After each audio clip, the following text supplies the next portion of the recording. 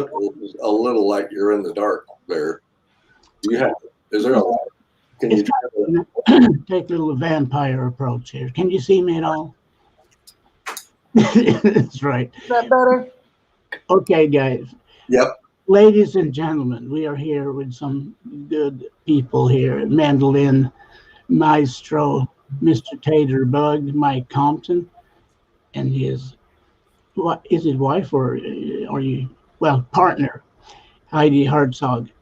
And it's wonderful to see. This is actually the first time I've had a chance to talk to Heidi, not almost in person.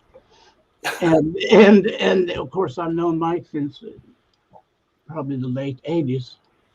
Yeah, you had quite, when I first met you, you had quite the hairdo going there with a little, sort of little coiffure in the front and the.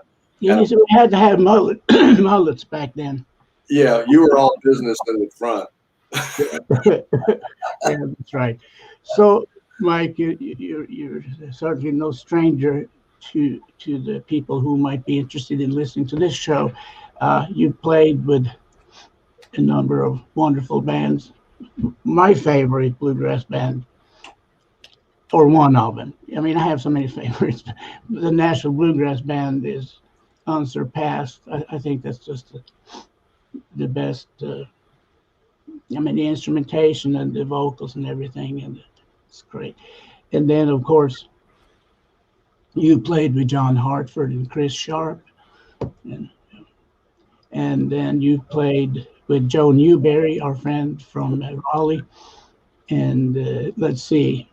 I just talked to Joe this morning. Okay, maybe we should get him on here. You know, he would be a good guest. He would appreciate it. I know that. Yeah. That's a good idea, Mike. So, anyway, you have a Grammy that you got for being. Yeah, I was fortunate enough to be working for Hartford at the time, and the Coen brothers came to town with a new movie, and they wanted to get Hartford in on the act. And I think actually they were trying to get John to play the role of the village idiot. You know, the guy that I think Ed Snodderly ended up getting that. But, you know, Ed Snodderly from Nashville. He lives in Johnson City. Johnson City. Okay, Johnson City. Okay. Yeah. No, I can't. He's primarily a percussionist, I think. Ed does all kinds of stuff. You know, I was at the right place at the right time when it all went down, and you sure created some good mandolin sounds there. It's hiding back there in the back. Oh well, you're so humble. No, but your mandolin playing has really, you know, got a lot of exposures from that movie. I'm sure you know. Mm-hmm. I have people here come and say, "Yeah, I want to play it like Mike Compton," and then I tell them, you need to use your pinky because Mike has taught me that. So I learned from my stream self. So I learned that from Monroe. Yeah. How to do that. I think Bill claims to have invented the little finger. Yeah. That's right. He was very proud of always being able to use it. So Heidi, why don't you tell us about this wonderful mandolin camp that you all have going? Well, the Monroe Mandolin Camp we're in our 8th year this year, and dates for 2021. I'm very hopeful that we'll be able to do it this year. Yeah. We have 10 instructors. We have all the instruments of mandolin, banjo, fiddle, guitar, upright bass, vocal harmony, singing. Mm-hmm. We do, the luthiers have a setup and repair shop. We bring in special presentations and, I don't know, just one-off events. We have daily yoga. Norman and Nancy Blake are going to be special guests this year, hopefully, once again, with COVID and the governing laws. And we really started out in 2013 planning the camp and what we wanted to do down the long run. The ultimate goal was to always have all the instruments involved and collaborations and band dynamics and special presenters, and we bring in Bluegrass boys when they're available and when they can come, and we have folkloric storytelling, and I mean it's a wonderful community of like-minded people who really want to learn this foundational music. It's like when you're learning to be a opera singer, you don't start with contemporary music, but you go back to the roots, right? Totally. So, I think that's so important, and that's sort of forgotten, that the foundation and the roots. You know, I guess I'm old school in that sense, but I always think whatever it is, art form or other interest, that you go back and check how it all started and why, and absolutely what triggered it. You know, it's often some kind of interplay between different genres and stuff. And I think the blues, I always say that the blues is the one element it really makes outstanding music. You know, I think like in all great American music, you have the blues, you know, and if not, it just becomes another, you know, polka band sound, you know, like it's not so white. It's you know, no blues, no tension, you know. You have to have the minor third. Yes, sir. Yes, sir. It's in there, you know. It's in there deep. Yeah. So I see many names, of course. Who's going to be teaching mandolin with you there? Mark Royale from Kentucky. Mark's not this year. I saw his name on the flyer, but we have David Davis, Lauren Price, Scott Napier, Lauren Price Napier, David Davis, Alan Bybee is doing our. We have something we call Play It Forward. It's how to take the traditional sounds and put them into the contemporary music of today, because it's wonderful to be able to play the music, but people want to make it their own sound. So, and Alan, you know, he's deeply rooted in loves Monroe, so he really knows what he's talking about. Yeah, well, he's a good one for it. Yeah. He's and we 2 years ago in 2019 we started an apprentice program for musicians, youth who were interested in going into the teaching profession, and specifically teaching bluegrass music. And we have a wonderful young man, Silas Powell, out of West Virginia, who will be coming on and working in conjunction with our teachers and with me formulating things. We'll be teaching some classes on mandolin as well. So John Keith out of Byesville, Ohio. And those are our mandolin teachers this year. What about Richie Brown? Richie Brown has been several times to teach at camp, and the difficult thing for us is that we finding a venue that has 10 to 12 breakout rooms for space, and organizing having 10 to 12 teachers on staff. I have to rotate people in and out. Oh, absolutely. Yeah. Everybody in the world would become a mandolin instructor at the Compton camp or Monroe mandolin camp. So I can see how you have to be pretty restrictive, you know. We have to rotate people out every couple of years too. So, you know, we don't get to come back every year. Yeah. Yeah. That's good. I think it's also important to highlight variety of instructors, because every instructor has a different style of how they teach. Absolutely. And while there may be one class that is, you know, how to do chord progressions or learning the fretboard or working on a particular piece of music, you may have a student may have affinity for one teacher and maybe not for another. Yeah, right? Because while the teachers teach differently, students also learn differently. So you throw a wide swath of different learning styles for the students to learn from, and also how instructors teach. And also interesting how instructors learn too, you know, because having a wide variety of students. You might have a 5-year-old, and then the next student might be a retired philosophy professor, or, you know, some brawler from down the street. Who knows? You know, you learn a lot being a teacher. Not only, you know, how to deal with people, but also musically. Often I learn from something that the student does that I never done before. So.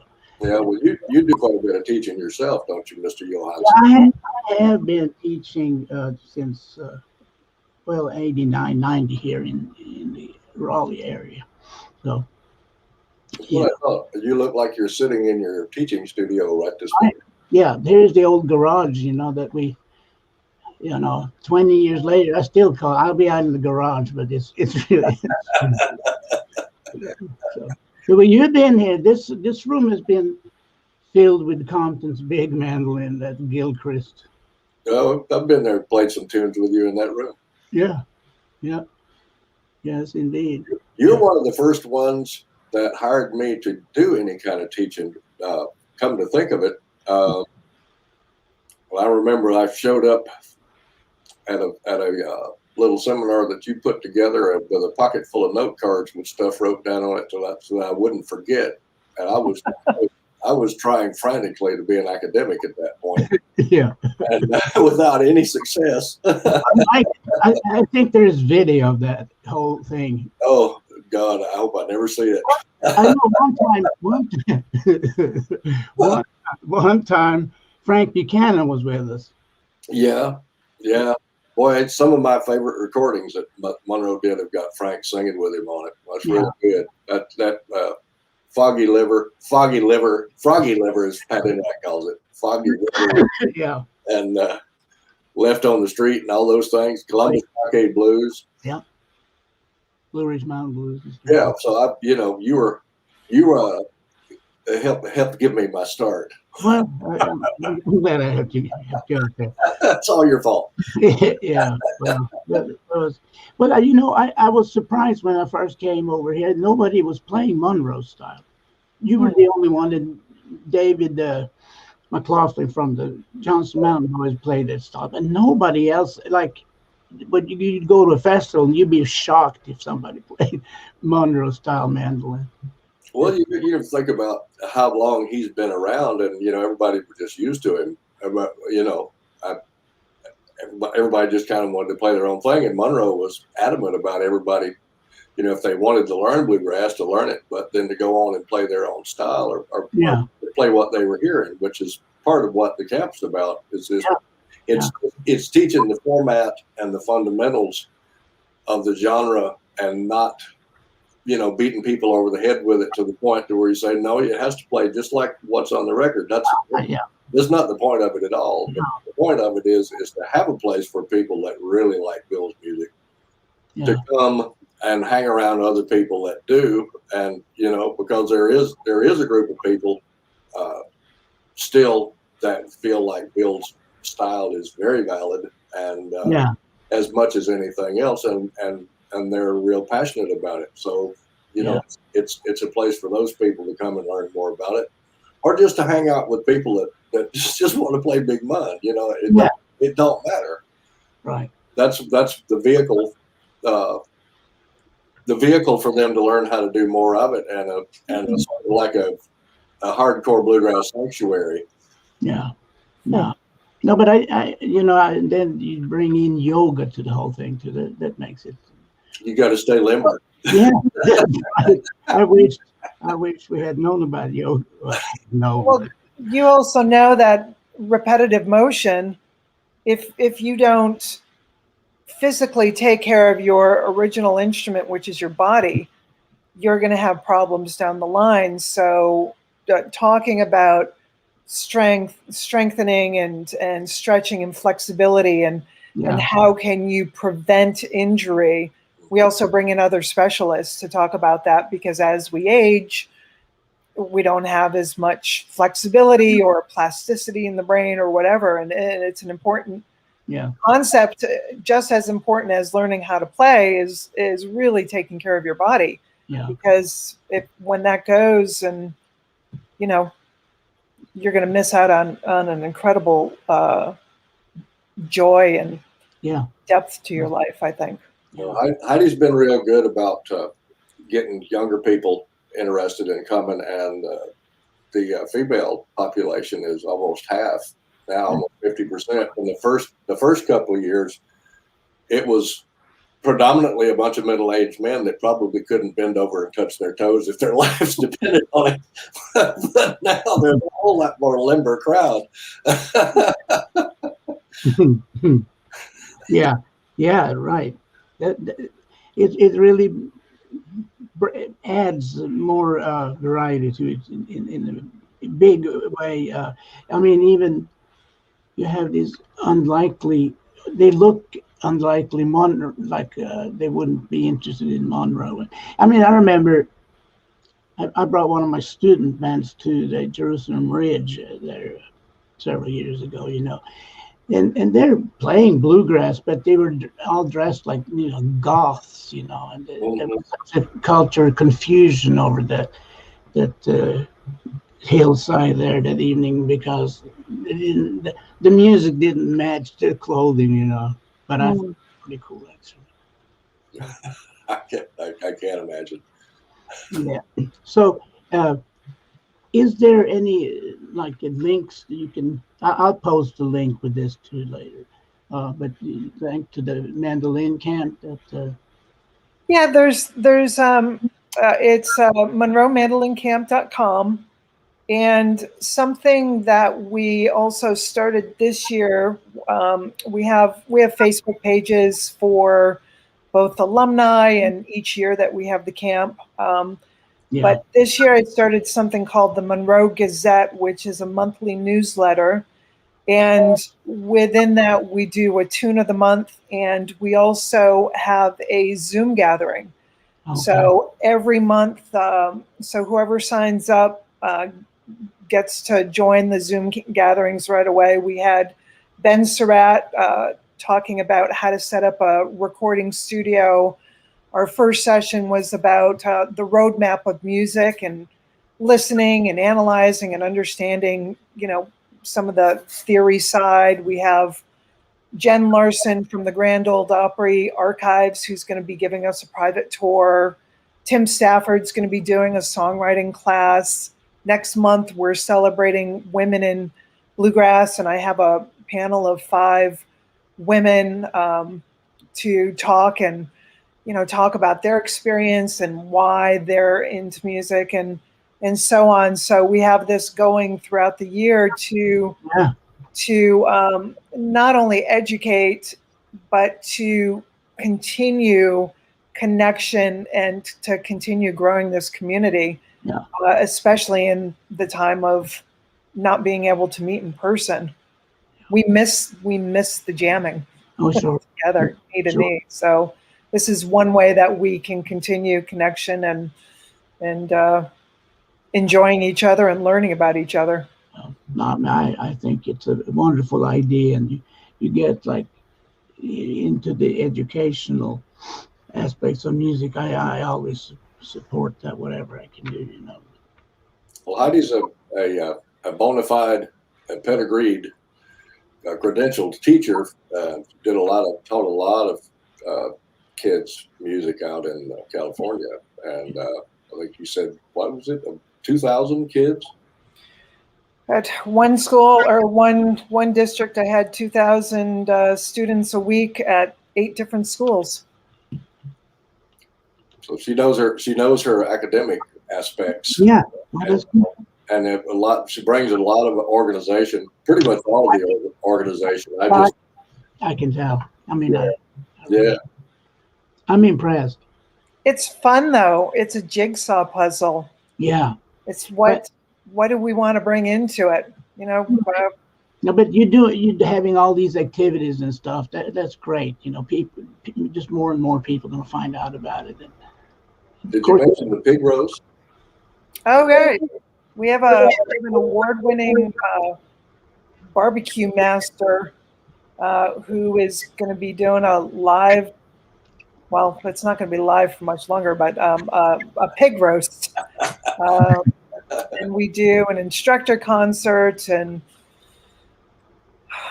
I don't know. We have somebody who's coming to talk about tailpiece and truss rod engraving and to do custom truss rods. Last year we had Randy Wood bring in special guest luthiers.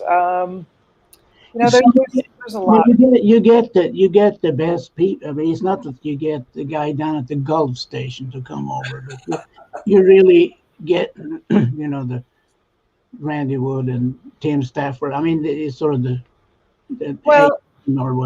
top shelf, you know.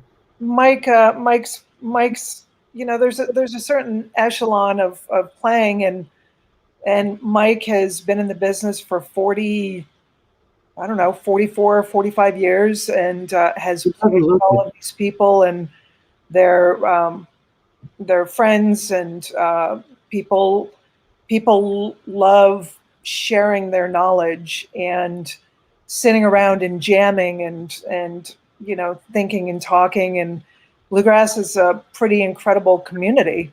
It is. To do that, and for the young learning from the old. And so having it makes it difficult when everybody's on the road touring, because I mean, that's their livelihood. And you know, so there's where you have, well, I can do it for 2 days, I can do it for one, or you know, and just jigsaw puzzling people together. That would be a wonderful fit. So it's wonderful through Mike's connections to be able to call up these incredible players and incredibly compassionate teachers who are willing and generous in their time of sharing. Yeah, that's also a huge part of it. Yeah. So, well, it's a wonderful thing, and well, if we have an IBMA this year, are you planning on attending? Yeah. Yes. I don't know if with this size and this gathering and whatever the mandates and the rules of Raleigh and North Carolina are. You know, you just have to wait and see. Yeah. I don't know if they know if it's going on yet either. I haven't heard anything about it. Yeah. So far, No. I think it's all still up in the air. Probably be next year before it even seems like it may be back to any sense of normalcy. Yeah, we'll just have to hang in there the best we can, you know. Yeah. Yeah. You might have to learn to make your own biscuits, you know. Yeah. I can't imagine. Not exactly sure what a Swedish biscuit would taste like. You'd be surprised how good it would be. Oh, I'm not suggesting that you're not capable. No. I mean, baking is probably not one of my primary expressive tools. Yeah, I also know that you're a big fan of curry, so.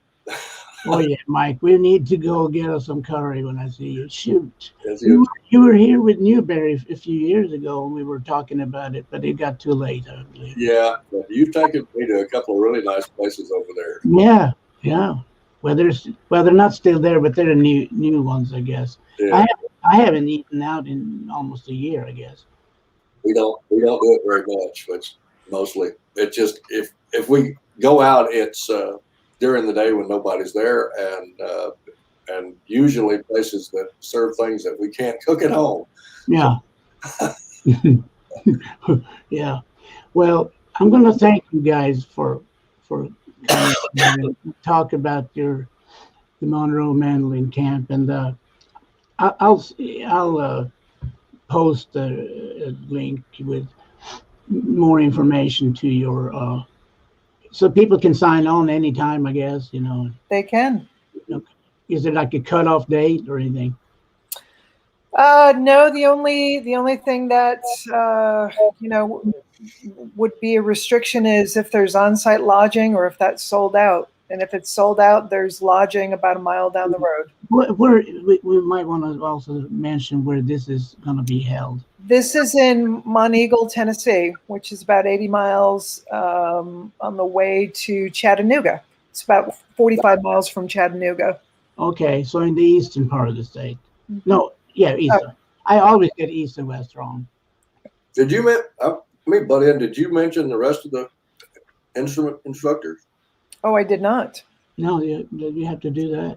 On fiddle we have Corinna Rose Logston, and on banjo Jeremy Stevens, and they're going to be doing some really incredible joint classes and a special presentation together.